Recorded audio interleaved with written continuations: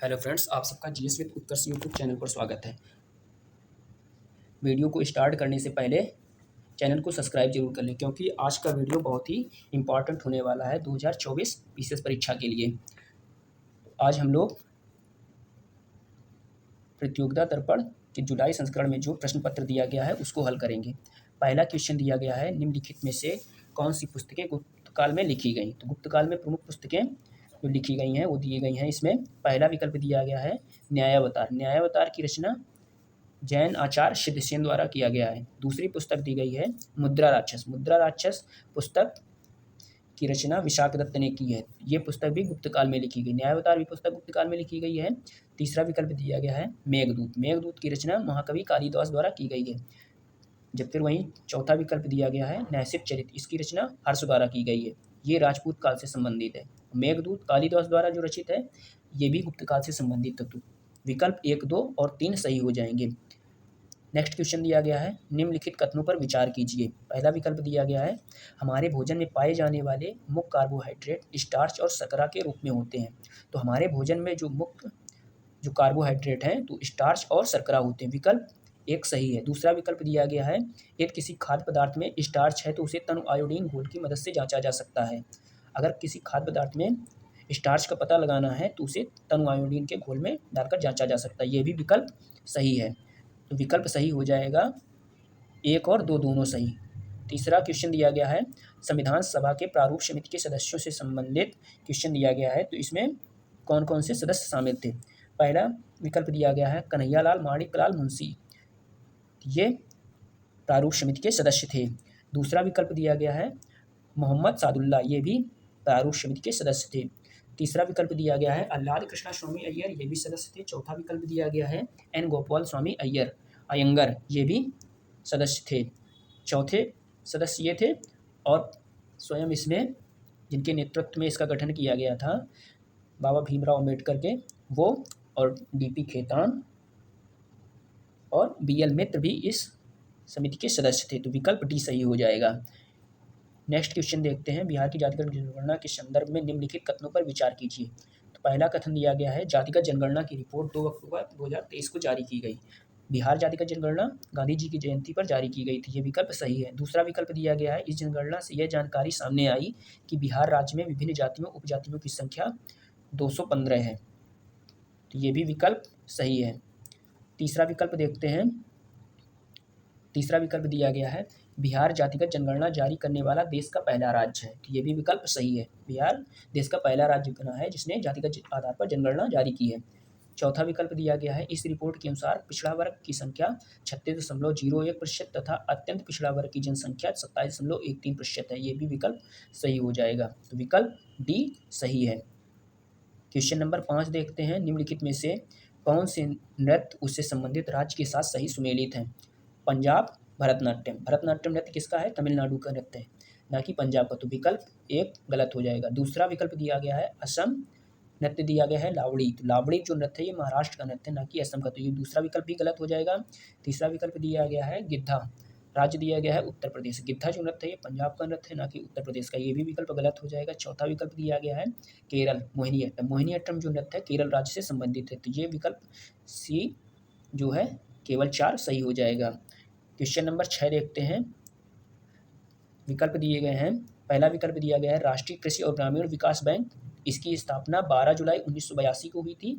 भारतीय औद्योगिक विकास बैंक की स्थापना 1 जुलाई 1964 को हुई थी। भारतीय प्रतिभूति और विनिमय बोर्ड की स्थापना 12 अप्रैल 1988 को हुई थी। भारतीय लघु उद्योग विकास बैंक की स्थापना 2 अप्रैल 1990 को हुई थी। तो विकल्प बी सही हो जाएगा। विकल्प बी सही हो जाएगा। नेक्स्ट क्वेश्चन देखते हैं। नेक्स्ट क्वेश्चन दिया गया है, जलधाराएं दी गई हैं और संबंधित महासागर दिए गए हैं। पहला विकल्प दिया गया है लेब्राडोर धारा उत्तरी अटलांटिक महासागर की जलधारा है। तो ये विकल्प क्या है, सही है। दूसरा विकल्प दिया गया है ओयासियो की जलधारा। तो ओयासियो जलधारा जो है जापान तट के साथ लगकर चलती है, ये प्रशांत महासागर की जलधारा है। तो ये विकल्प क्या है, विकल्प दूसरा गलत हो जाएगा। तीसरा विकल्प दिया गया है कैलिफोर्निया की जलधारा। कैलिफोर्निया की जो जलधारा है ये प्रशांत महासागर के पूर्वी भाग में प्रवाहित होने वाली प्रमुख जलधारा है। तो ये विकल्प क्या है, तीसरा सही है। अगुल्हास धारा जो है ये हिंद महासागर की जलधारा है, ना कि दक्षिणी अटलांटिक महासागर की। तो चौथा विकल्प क्या हो जाएगा, गलत हो जाएगा। तो सही विकल्प हो जाएगा विकल्प केवल 1 और 3 सही हैं। क्वेश्चन नंबर 8 देखते हैं। जनवरी 2024 में किस देश ने ऐतिहासिक चंद्र मिशन में चंद्रमा के लिए पिरेनीज फर्स्ट लैंडर लॉन्च किया है? पिरेनीज फर्स्ट लैंडर लॉन्च किया है, तो इसको लॉन्च किया है अमेरिका ने। तो ये मिशन क्या है, फेल हो चुका है, क्योंकि इस मिशन में जो लैंडर लगा था और उसमें जो ईंधन लगा था, तो ईंधन का रिसाव हो रहा था। तो ये विकल्प क्या है, अमेरिका, सी सही हो जाएगा। नेक्स्ट क्वेश्चन विश्वविद्यालय रैंकिंग 2024 से संबंधित दिया गया है। पहला विकल्प दिया गया है world university ranking 2024 Times Higher Education द्वारा जारी रिपोर्ट का 20वां संस्करण है। तो वर्ल्ड यूनिवर्सिटी रैंकिंग जो जारी करता है वो संस्था है टाइम्स हायर एजुकेशन, इसका 20वां संस्करण। तो विकल्प 1 सही है। दूसरा विकल्प दिया गया है स्टैनफोर्ड यूनिवर्सिटी ने इस रैंकिंग में सर्वोच्च रैंक हासिल की है। इसके बाद मैसाचुसेट्स यूनिवर्सिटी और तीसरे नंबर पर ऑक्सफोर्ड यूनिवर्सिटी जो इंग्लैंड की यूनिवर्सिटी है दिया गया है। तो इसमें स्टैनफोर्ड यूनिवर्सिटी का प्रथम स्थान नहीं है, ऑक्सफोर्ड यूनिवर्सिटी जो यूके की है उसका प्रथम स्थान है। तो ये विकल्प क्या है, गलत हो जाएगा। तीसरा विकल्प जो दिया गया है सूची में 91 भारतीय संस्थानों के साथ भारत अब विश्व विश्वविद्यालय रैंकिंग में चौथा सबसे अच्छा प्रतिनिधित्व वाला देश बन गया है। तो ये क्या है, सही है। तो विकल्प सही हो जाएगा, 1 और 3 सही। क्वेश्चन नंबर 10 देखते हैं। भारत में शहरी सहकारी बैंकों के संदर्भ में निम्नलिखित कथनों पर विचार कीजिए। पहला विकल्प दिया गया है इसका पर्यवेक्षण और विनियमन राज्य सरकारों द्वारा स्थापित स्थानीय बोर्डों द्वारा किया जाता है। तो इसका जो विनियमन और पर्यवेक्षण का कार्य किया जाता है आरबीआई स्वयं करती है, ना कि किसी राज्य सरकार के स्थापित स्थानीय बोर्डों द्वारा किया जाता है। तो ये विकल्प क्या है, गलत हो जाएगा। दूसरा विकल्प दिया गया है ये इक्विटी शेयर और वरीयता शेयर जारी कर सकते हैं। जो सहकारी बैंक होते हैं इक्विटी शेयर और वरीयता शेयर जारी कर सकते हैं, ये विकल्प सही है। तीसरा विकल्प दिया गया है 1966 में एक संशोधन के माध्यम से इन्हें बैंकिंग विनियमन अधिनियम 1949 के दायरे में लाया गया। तो ये भी विकल्प क्या है, सही है। तो क्वेश्चन में पूछ रहा है कथन में से कितने कथन सत्य हैं। तो 2 और 3 सत्य हैं, तो कथन 2 सत्य हो जाएंगे। इसमें कथनों की संख्या पूछ रहा है कि कितने कथन सत्य हैं। क्वेश्चन नंबर 11 देखते हैं। निम्नलिखित में से कौन चंद्रगुप्त विक्रमादित्य की सभा में नवरत्न में शामिल थे? पहला विकल्प दिया गया है धनवंतरी, ये शामिल थे। दूसरा विकल्प दिया गया है अमर सिंह। तीसरा विकल्प दिया गया है शंकु, ये भी दोनों शामिल थे। चौथा विकल्प आर्यभट्ट दिया गया है, ये शामिल नहीं थे। पांचवा विकल्प कालिदास दिया गया है, ये शामिल थे। चरक, ये भी शामिल नहीं थे। तो ये 1, 2, 3 और 5वां विकल्प सही है। तो विकल्प ए सही हो जाएगा। क्वेश्चन नंबर 12 देखते हैं। निम्नलिखित में से कौन सा रिट संविधान के अनुच्छेद 32 में दिया गया है? तो रिट जारी करने की शक्ति सर्वोच्च न्यायालय और उच्च न्यायालय दोनों को दी गई है। तो रिट जारी मानव के अधिकारों को संरक्षित करने के लिए जारी किए जाते हैं। ये 5 प्रकार के होते हैं। पहला विकल्प दिया गया है बंदी प्रत्यक्षीकरण, सही है। परमादेश भी सही है। निषेध भी सही है। अधिकार परीक्षा, ये भी सही है। या फिर 5वां रिट होता है उत्प्रेषण, जो इसमें नहीं दिया गया है। जो 4 विकल्प दिए गए हैं ये चारों विकल्प सही हैं, तो विकल्प डी सही हो जाएगा। क्वेश्चन नंबर 13 देखते हैं। निम्नलिखित में से उष्णकटिबंधीय वर्षावन वायुओं की विशेषता है। पहला विकल्प दिया गया है बहुत अधिक वार्षिक वर्षा होती है। ये भूमध्य रेखा का क्षेत्र होता है, यहाँ पर वर्षा बहुत अधिक होती है। तो ये विकल्प 1 सही हो जाएगा। उच्च औसत तापमान, यहाँ का तापमान भी बहुत उच्च होता है, क्योंकि यहाँ पर सूर्य की किरणें वर्ष भर लगभग लंबवत पड़ती रहती हैं। तीसरा विकल्प दिया गया है पोषक तत्वों की कमी वाली मिट्टी। तो ये भी विकल्प सही है, क्योंकि यहाँ पर वर्षा सर्वाधिक होती है। तो यहाँ पर निक्षालन और अंतःस्पंदन की क्रियाएं भी सक्रिय होती हैं, जिससे ऊपर की मृदा के जो पोषक तत्व होते हैं मृदा की निचली परतों में चले जाते हैं। तो ये विकल्प सही हो जाएगा। चौथा विकल्प दिया गया है प्रजातियों की समृद्धि का उच्च स्तर पाया जाता है, यहाँ प्रजाति विविधता भी बहुत अधिक पाई जाती है। तो ये भी विकल्प सही हो जाएगा। तो विकल्प डी सही है। उपर्युक्त में से सभी सही हैं। क्वेश्चन नंबर 14 देखते हैं। निम्नलिखित कथनों पर विचार करें। कथन दिए गए हैं। पहला कथन दिया गया अविश्वास प्रस्ताव मंत्रिपरिषद में विश्वास की कमी व्यक्त करने वाला प्रस्ताव है, ये क्या है, विकल्प सही है। दूसरा विकल्प दिया गया है अविश्वास प्रस्ताव लाने के लिए कम से कम 50% सदस्यों की मंजूरी होनी चाहिए। अगर किसी मंत्रिपरिषद के प्रति अविश्वास प्रस्ताव लाना है तो उसमें 50% सदस्यों की मंजूरी नहीं, 50 सदस्य ही केवल ये अगर हैं तो वो भी इसको ला सकते हैं।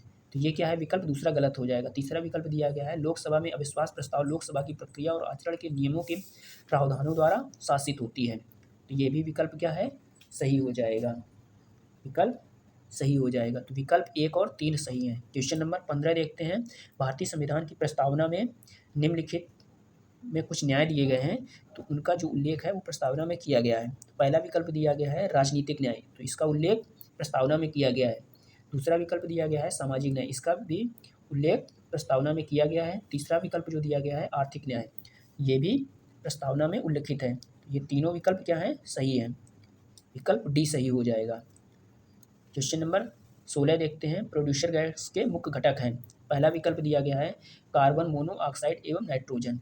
ये विकल्प क्या है, सही है, क्योंकि कार्बन मोनोऑक्साइड प्रोड्यूसर गैस में 30% होता है और नाइट्रोजन का लगभग 55% इसमें भार पाया जाता है।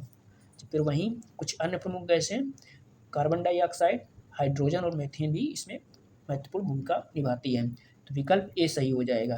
क्वेश्चन नंबर 17 वर्ल्ड कप 2023 से संबंधित है। तो इसमें पूछ रहा है, विकल्प 1 कह रहा है कि इस विश्व कप के फाइनल में ऑस्ट्रेलिया ने भारत को हराकर अपना 5वां खिताब जीता। तो ऑस्ट्रेलिया ने भारत को हराया तो था, लेकिन ये उसका 5वां खिताब ना होकर 6वां खिताब था। तो ये विकल्प क्या है, गलत हो जाएगा। दूसरा विकल्प दिया गया है क्रिकेट वर्ल्ड कप 2023 में सर्वाधिक रन बनाने वाले बल्लेबाजों की सूची में तीसरे नंबर पर न्यूजीलैंड के सचिन रविंद्र थे। तो सचिन रविंद्र का स्थान जो था वो चौथा था।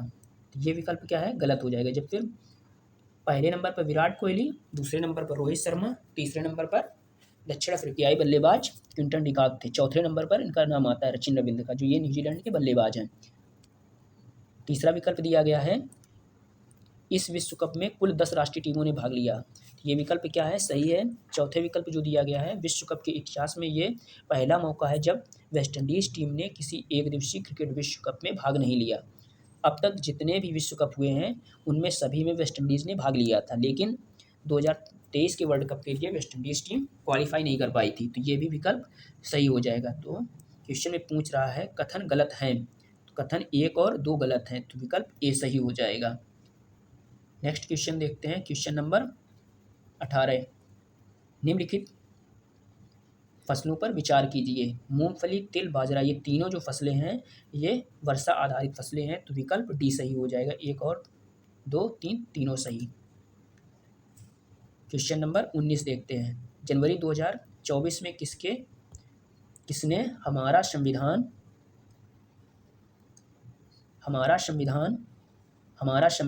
सम्मान अभियान का उद्घाटन किया। तो इसका उद्घाटन उपराष्ट्रपति जगदीप धनखड़ द्वारा किया गया था। तो विकल्प सी सही हो जाएगा। क्वेश्चन नंबर 20 देखते हैं। सिंधु घाटी सभ्यता से प्राप्त निम्नलिखित साक्ष्यों उनके प्राप्ति स्थलों के साथ सुमेलित कीजिए। बृहद स्नानागार मोहनजोदड़ो से प्राप्त हुआ है। काले रंग की चूड़ियाँ ये प्राप्त हुई हैं कालीबंगा से। हड़प्पा लिपि के बड़े आकार वाले संकेतकों से युक्त शिलालेख कहाँ से प्राप्त हुआ है, ये प्राप्त हुआ है धौलावीरा से। ये स्थान पड़ता है गुजरात में। चौथा विकल्प दिया गया है बिल्ली का पीछा करते हुए कुत्ते के पंजे के निशान। तो ये प्राप्त हुआ है कहाँ से, चन्हूदड़ो से। चन्हूदड़ो की अवस्थिति जो है ये मोहनजोदड़ो के पास ही है, सिंध प्रांत में ही पड़ती है पाकिस्तान के। तो विकल्प ए सही हो जाएगा। क्वेश्चन नंबर 21 देखते हैं। ऐहोल शिलालेख से संबंधित निम्नलिखित कथनों पर विचार करें। पहला विकल्प दिया गया है यह ब्राह्मी लिपि में लिखा गया है। ब्राह्मी लिपि में नहीं लिखा गया है, इसकी भाषा जो है इस शिलालेख की संस्कृत भाषा में लिखा गया है, जबकि इसकी लिपि कन्नड़ लिपि है। तो ये क्या है, विकल्प 1 गलत हो जाएगा। दूसरा विकल्प दिया गया है इसमें पुलकेशिन द्वितीय द्वारा हर्षवर्धन की पराजय का उल्लेख है। ये विकल्प सही है, इसे रविकीर्त ने लिखा था। रविकीर्त जो था पुलकेशिन द्वितीय का ये राजदरबारी कवि था। तो ये 2 और 3 सही है, तो विकल्प सी सही हो जाएगा। क्वेश्चन नंबर 22 देखते हैं। निम्नलिखित कथनों में से कौन सुमेलित नहीं है। कठी बिच्छू महोत्सव जो है ये असम राज्य से संबंधित है, सही है। खर्ची पूजा जो महोत्सव है ये त्रिपुरा का महोत्सव है, पश्चिम बंगाल का नहीं। ये विकल्प क्या है, गलत है। उगादी जो महोत्सव है ये कर्नाटक राज्य में मनाया जाता है। तो इसमें पूछ रहा है कौन सा सुमेलित नहीं है, तो सुमेलित नहीं है खर्ची पूजा और पश्चिम बंगाल। तो विकल्प बी सही हो जाएगा, केवल 2 सत्य नहीं है, 2 सुमेलित नहीं है। क्वेश्चन नंबर 23 देखते हैं। बीजापुर के सरदार अफजल खान की हत्या कब हुई थी? तो इसकी हत्या 1659 में की गई थी शिवाजी द्वारा। दूसरा विकल्प दिया है शिवाजी द्वारा दक्कन के मुगल सूबेदार शाइस्ता खान पर हमला कब किया था? 1663 में शाइस्ता खान पर हमला शिवाजी द्वारा किया गया था। तीसरा विकल्प दिया गया है सूरत की पहली लूट। तो सूरत की पहली लूट शिवाजी द्वारा 1664 में हुई थी। दूसरी लूट 1670 में हुई थी। तो अब हम लोग मिलान करते हैं तो विकल्प सही हो जाएगा सी। क्वेश्चन नंबर 24 देखते हैं। निम्नलिखित में से कौन से सही सुमेलित नहीं है? दुधवा राष्ट्रीय उद्यान उत्तर प्रदेश सही है।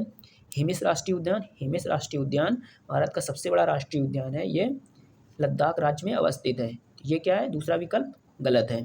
तीसरा विकल्प दिया गया है दाचीगाम राष्ट्रीय उद्यान जम्मू और कश्मीर में है, ये विकल्प सही है। चौथा विकल्प दिया गया है दर्रा राष्ट्रीय उद्यान हरियाणा।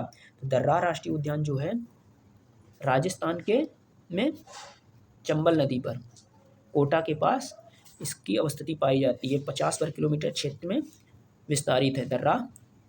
तो ये भी क्या है? विकल्प गलत हो जाएगा। तो अब हम लोगों को सही उत्तर का चयन करना है। विकल्प पूछ क्या रहा है इसमें? सही सुमेलित नहीं है। तो सही सुमेलित नहीं है 2 और 4, तो कथन ए सही हो जाएगा, केवल 2 और 4। क्वेश्चन नंबर 25 देखते हैं। दिसंबर 2023 में दुनिया का दूसरा सबसे बड़ा वैश्विक इस्पात उत्पादन किस देश ने किया है? तो दूसरा सबसे अधिक लौह इस्पात उद्योग जो उत्पादित किया है भारत ने किया है। क्वेश्चन नंबर 26 देखते हैं। निम्नलिखित कथनों पर विचार कीजिए। एशियाई खेलों से संबंधित क्वेश्चन दिया गया है जो चीन के हांगझाओ में हुआ था। पहला विकल्प दिया गया है 19वें एशियाई खेल वर्ष 2023 में 23 सितंबर से 8 अक्टूबर तक चीन के हांगझू में आयोजित किया गया। तो ये विकल्प क्या है? सही है। दूसरा विकल्प दिया गया है भारत ने 19वें एशियाई खेलों में 28 स्वर्ण 38 रजत 41 कांस्य पदकों सहित कुल पदक कितने जीते थे? 107। ये भी विकल्प सही है। तीसरा विकल्प दिया गया है एशियाई खेल 2023 रैंकिंग में जापान 201 स्वर्ण पदक के साथ पदक तालिका में पहले स्थान पर रहा। ये विकल्प क्या है? गलत है, क्योंकि 201 स्वर्ण पदकों के साथ चीन पहले स्थान पर था, फिर वहीं जापान को जो स्वर्ण पदक प्राप्त हुए थे उनकी संख्या थी 50। तो अब क्वेश्चन में पूछ क्या रहा है? उपर्युक्त में से कौन से कथन सही है? तो कथन सही है 1 और 2, या फिर तीसरा कथन क्या है? गलत है। क्वेश्चन नंबर 27 देखते हैं। निम्नलिखित कथनों पर विचार करें। भारत के राज्यों और केंद्र शासित प्रदेशों में बिहार की जनसंख्या घनत्व सबसे अधिक है। अगर इसमें केवल अगर राज्य दिया गया होता तो बिहार की जनसंख्या घनत्व जो है सबसे अधिक होता, तो ये विकल्प सही हो जाता, किंतु इसमें केंद्र शासित प्रदेशों को भी शामिल कर लिया गया है। दिल्ली केंद्र शासित प्रदेश जो है उसका जनघनत्व सबसे अधिक पाया जाता है, और जबकि राज्यों में बिहार का जनघनत्व सबसे अधिक पाया जाता है। तो ये विकल्प क्या है? गलत हो जाएगा। दूसरा विकल्प दिया गया है उत्तर पूर्वी राज्यों में असम की जनसंख्या सबसे अधिक है। जो 7 सिस्टर के नाम से जो प्रदेश जाने जाते हैं, तो उसमें प्रमुख राज्य जो है इसकी सबसे अधिक जनसंख्या है तो वो असम है। तो ये क्या है? विकल्प 2 सत्य है। भारत में सबसे बड़ा भौगोलिक क्षेत्रफल राजस्थान के बाद मध्य प्रदेश का है। तो ये भी विकल्प क्या है? सही है। क्षेत्रफल के आधार पर सबसे बड़ा राज्य राजस्थान है, उसके बाद मध्य प्रदेश है, तीसरे नंबर पर आता है महाराष्ट्र, और आंध्र प्रदेश के विघटन के बाद उत्तर प्रदेश चौथा सबसे बड़ा क्षेत्रफल के आधार पर राज्य बन गया है। तो विकल्प 2 और 3 सही है। क्वेश्चन नंबर 28 देखते हैं। निम्नलिखित में से भारत का कौन सा राज्य अपनी सीमा 3 देशों नेपाल, भूटान और चीन से साझा करता है? तो जो सिक्किम राज्य है नेपाल, भूटान और चीन 3 देशों के साथ अपनी सीमा साझा करता है। तो विकल्प सी सही हो जाएगा। क्वेश्चन नंबर 29 देखते हैं। विकल्प दिए गए हैं। पहला विकल्प दिया गया है टाइलिन एंजाइम दूध में लैक्टोज शर्करा को तोड़ता है। दूध में जो लैक्टोज शर्करा को तोड़ता है तो वो एंजाइम होता है लैक्टोज एंजाइम। इसमें दिया गया है टाइलिन एंजाइम। तो ये क्या है? विकल्प गलत हो जाएगा। दूसरा विकल्प दिया गया है ट्रिप्सिन एंजाइम छोटी आंत से ट्रिप्सिन प्रोटीन को तोड़ता है और पेट में शुरू हुई पाचन प्रक्रिया को जारी रखता है। तो ये विकल्प क्या है, सही है। ट्रिप्सिन एंजाइम जो होता है छोटी आंत के पास, ये ट्रिप्सिन प्रोटीन को तोड़ता है और पाचन क्रिया को सक्रिय बनाता है। तो विकल्प 2 सत्य है। तीसरा विकल्प दिया गया है लाइपेज एंजाइम एमल्सिफाइड वसा के टूटने के लिए जिम्मेदार है और अग्न्याशय द्वारा स्रावित होता है। लाइपेज एंजाइम जो है अग्न्याशय द्वारा स्रावित होता है। ये क्या है, विकल्प तीसरा भी सही है। माल्टोज एक डाइसैकेराइड है जो जल अपघटन पर ग्लूकोज के 2 अणु देता है। ये भी विकल्प सही है। तो विकल्प 2, 3 और 4 सही हैं। तो विकल्प सी सही हो जाएगा। नेक्स्ट क्वेश्चन देखते हैं। निम्नलिखित में से भारतीय राष्ट्रीय कांग्रेस के कौन से सत्र में महिला अध्यक्ष थी? महिला अध्यक्ष 1917 में कलकत्ता अधिवेशन जो हुआ था, कलकत्ता अधिवेशन में एनी बेसेंट ने उसकी अध्यक्षता की थी 1917 में।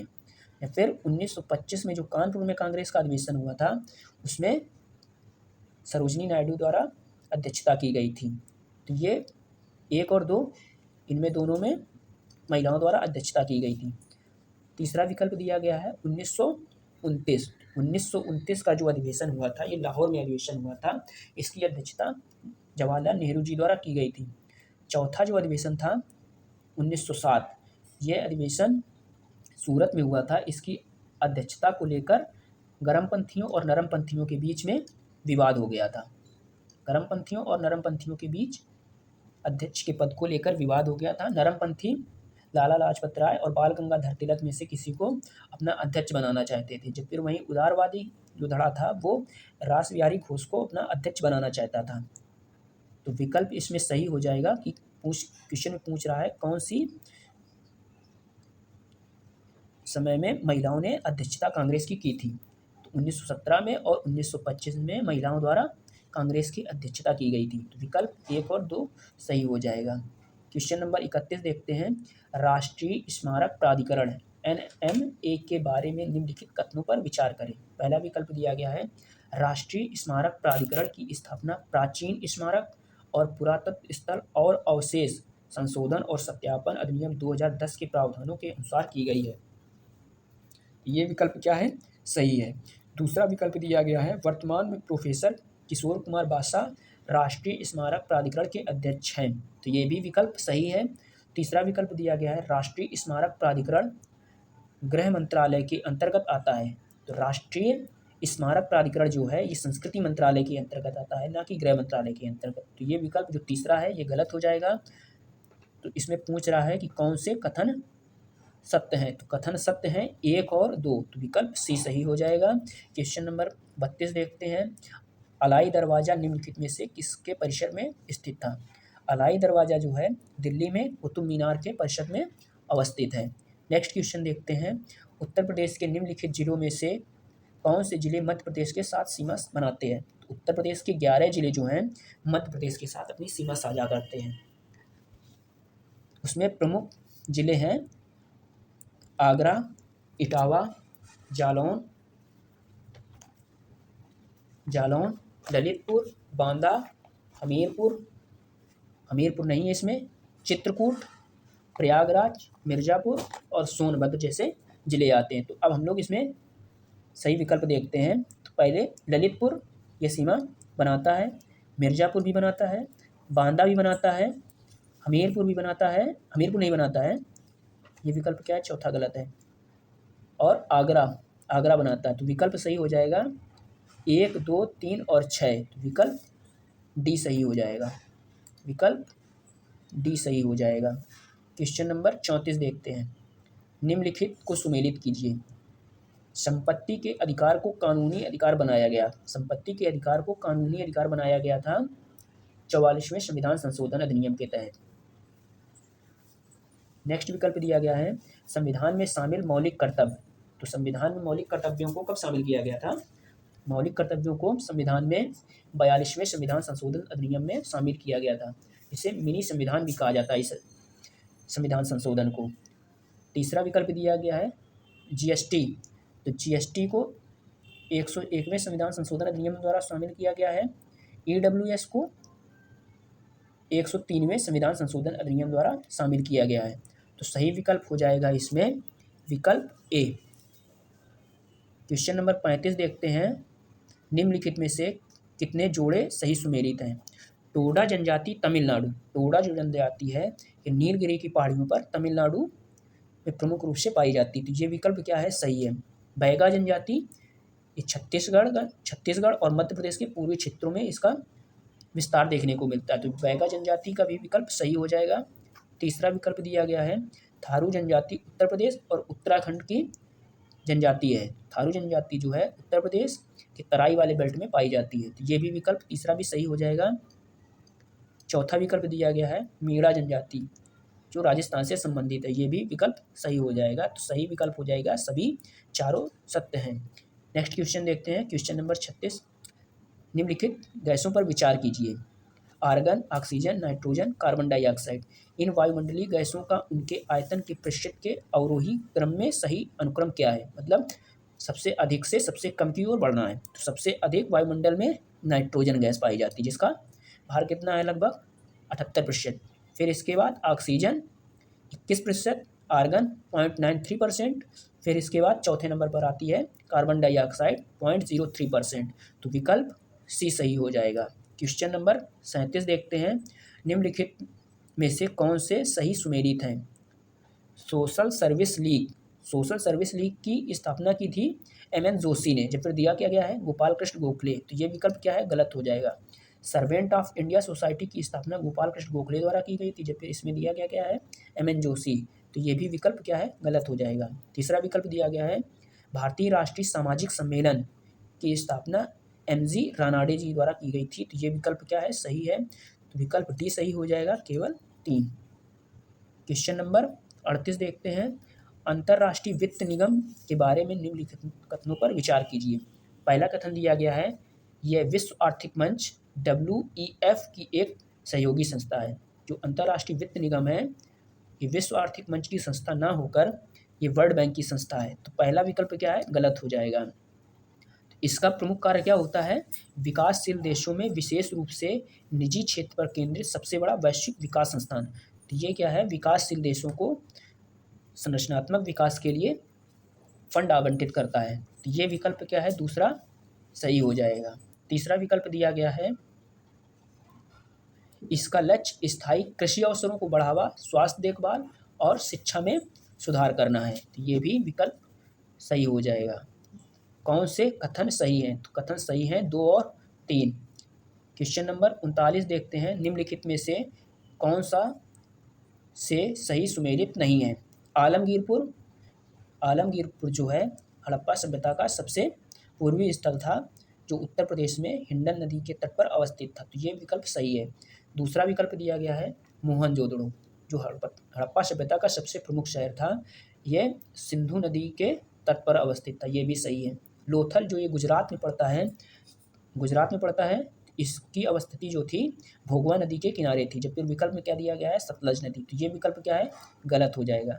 कालीबंगा जो राजस्थान में पड़ता है यह घग्गर नदी के तट पर अवस्थित था, तो ये भी विकल्प सही है। पूछ क्या रहा है इसमें क्वेश्चन में, कौन सा विकल्प सुमेलित नहीं है, तो विकल्प सी सुमेलित नहीं है। क्वेश्चन नंबर 40 देखते हैं, निम्नलिखित को सुमेलित कीजिए। पहला विकल्प दिया गया है अशोक मेहता समिति। जो अशोक मेहता समिति थी ये पंचायती राज संस्थानों के लिए 2 स्तरीय प्रणाली की सिफारिश पर आधारित थी। इसकी प्रमुख सिफारिश थी कि जो पंचायतों का गठन किया जाए वो 2 स्तरीय आधारों पर किया जाए। तो ये क्या है, 1 का 2। दूसरा क्या दिया गया है, पीके Thungon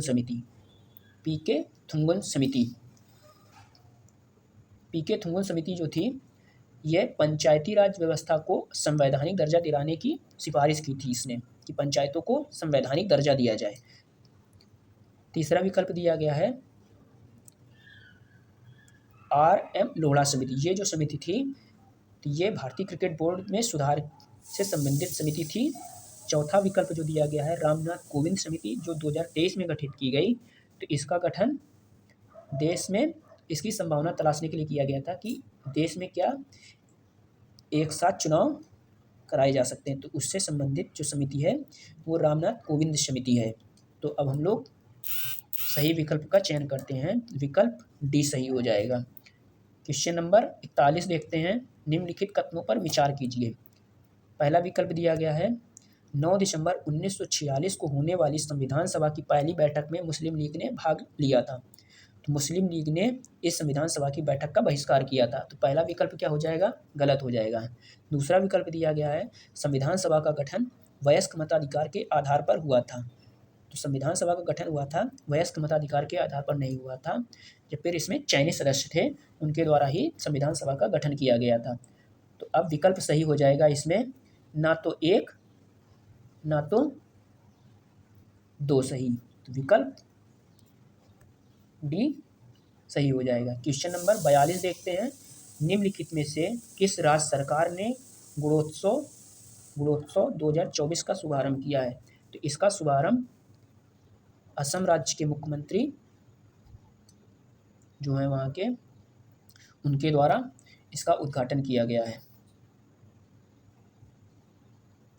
question number 43, Lord Mayo के बारे में निम्नलिखित कथनों पर विचार कीजिए। पहला कथन दिया गया है ये भारत के 5वें वायसराय थे। जो लॉर्ड मेयो थे ये 5वें ना होकर चौथे वायसराय थे। तो पहला विकल्प क्या है? गलत हो जाएगा। दूसरा विकल्प दिया गया है भारत में प्रथम जनगणना लॉर्ड मेयो के शासनकाल में हुई थी। ये विकल्प क्या है सही? भारत में जो प्रथम जनगणना हुई थी मेयो के शासनकाल में हुई थी, जो पहली सफल जनगणना हुई थी। या फिर इससे पहले सबसे पहले भारत में जनगणना जो हुई थी वो प्रयागराज और बनारस के क्षेत्रों में की गई थी, जो एक असफल प्रयास था। तो सफल प्रयास में लॉर्ड मेयो के काल में ही सबसे पहले जनगणना की गई थी। तो विकल्प दूसरा सही हो जाएगा।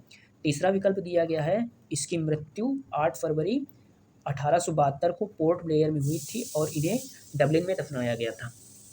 तो इनकी हत्या पोर्ट ब्लेयर में एक अफगान द्वारा की गई थी। तो ये भी विकल्प क्या है? सही है। चौथा विकल्प दिया गया है लॉर्ड मेयो ने 1873 से 1876 के बीच भारत के गवर्नर जनरल थे। तो ये जो गवर्नर जनरल बनकर आए थे इनका कार्यकाल था 1869 से 1872। तो ये क्या है? विकल्प गलत हो जाएगा। तो विकल्प सही हो जाएगा। 2 और 3 सत्य हैं, विकल्प सी सही है। क्वेश्चन नंबर 44 देखते हैं। निम्नलिखित में से कौन सा कथन 1833 के चार्टर अधिनियम के प्रावधान से संबंधित है? तो 1833 का चार्टर अधिनियम दिया गया है बना था, उससे संबंधित विकल्प दिए गए। पहला विकल्प दिया गया है कंपनी को चाय व्यापार और चीन के साथ व्यापार पर एकाधिकार की अनुमति दी गई। तो ये अनुमति 1813 के चार्टर अधिनियम में दी गई थी, ना कि 1833 के अधिनियम में। तो ये क्या है? विकल्प गलत हो जाएगा। दूसरा विकल्प दिया गया है कंपनी को चाय व्यापार और चीन के साथ व्यापार पर 10 वर्षों के लिए एकाधिकार की अनुमति दी गई। तो ये भी जो अधिकार की अनुमति दी गई थी ये भी 1813 के चार्टर अधिनियम में ही दिया गया है, इसमें समाप्त कर दिया गया था 1833 वाले में। तो ये दूसरा विकल्प भी गलत हो जाएगा। तीसरा विकल्प दिया गया है कंपनी के चाय व्यापार और चीन के साथ व्यापार को समाप्त कर दिया गया। तो विकल्प तीसरा सही हो जाएगा। विकल्प में बी सही है, केवल 3 सही है। क्वेश्चन नंबर 45 देखते हैं। बंद अर्थव्यवस्था शब्द का अर्थ किस अर्थव्यवस्था से संबंधित है? बंद अर्थव्यवस्थाएं जो होती हैं ये ना तो किसी दूसरे देशों से अपना निर्यात करती हैं और न आयात करती हैं। तो ये बंद अर्थव्यवस्थाओं की प्रमुख विशेषताएं होती हैं। तो विकल्प बी सही हो जाएगा। बंद अर्थव्यवस्था अपने घरेलू व्यापार को संरक्षित करने के लिए अपनाई जाने वाली प्रणाली होती है। क्वेश्चन नंबर 46 देखते हैं। पुरस्कार दिए गए हैं और उससे संबंधित क्षेत्र दिए गए हैं। शांति स्वरूप भटनागर पुरस्कार जो है विज्ञान के क्षेत्र से संबंधित पुरस्कार है। मान बुकर पुरस्कार साहित्य के क्षेत्र में दिया जाने वाला प्रमुख पुरस्कार है। ग्रैमी पुरस्कार जो है इस संगीत के क्षेत्र में दिए जाने वाला प्रमुख पुरस्कार है। एमी अवार्ड्स जो है ये टेलीविजन उद्योग को दिया जाता है। तो विकल्प इसमें सही हो जाएगा, विकल्प सी। क्वेश्चन नंबर 47, निम्नलिखित कथनों पर विचार कीजिए। पहला विकल्प दिया गया है भारत में जंगली एशियाई हाथियों की सबसे अधिक आबादी है। भारत में लगभग जंगली एशियाई हाथियों की संख्या कितनी है? 30,000 से अधिक है, जो सबसे ज़्यादा है। इसके साथ ही भारतीय राज्यों में हाथियों की सबसे अधिक संख्या वाला राज्य कौन सा है? महाराष्ट्र।